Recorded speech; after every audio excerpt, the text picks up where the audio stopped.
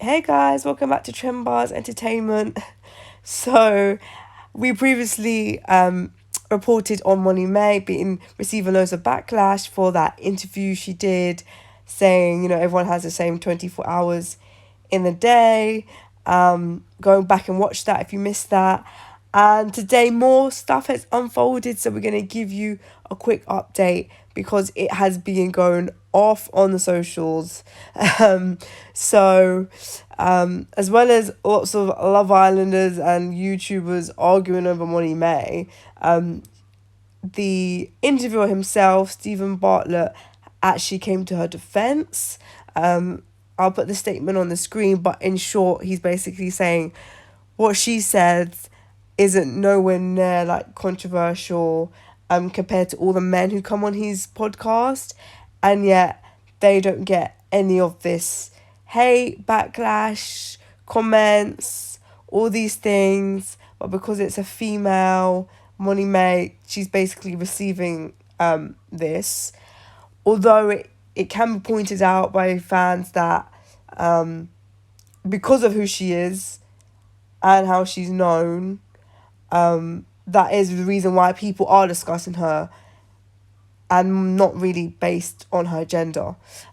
So yeah, but either way, he's come to defend her, saying it's because she's a female. People question her advice and things like that and her success.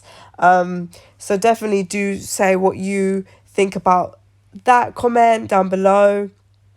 And Molly-Mae herself has actually spoken to the newspapers about the whole thing, and she definitely feels upset that it's been taken the wrong way. She says she 100% understands that people have different backgrounds, different circumstances, different cultures, different things that can stop them reaching success, but she was just talking about herself.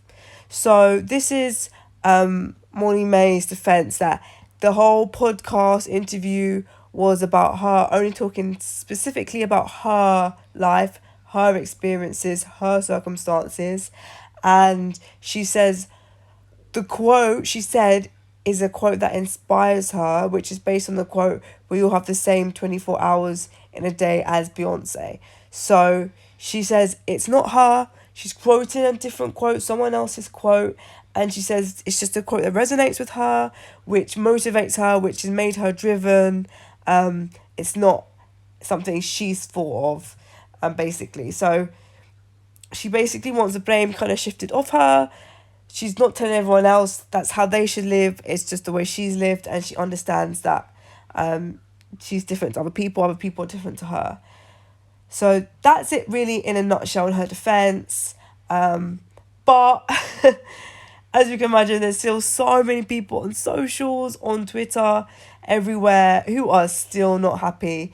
Especially the fact that there's a lot of her employees, well, Pretty Little Thing, who she's creative director for, the sweatshop employees who get close to nothing to make the clothes, and they can barely afford basics like food and shelter. And yet she is representing this brand that exploits them, and she gets paid from it. So people just think it's just completely distasteful. And to make things worse, they've re-brought up a video of her. It's resurfaced of her complaining that she had to do a 12-hour shift in the warehouse, Pretty Little Thing, which she blogged about.